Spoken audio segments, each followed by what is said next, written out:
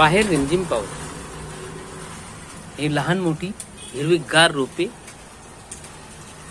म्हणजे वृक्ष लागवड अभियान प्लस टेलर दुकान. या दुकानात मी झाडे पण ठेवतो.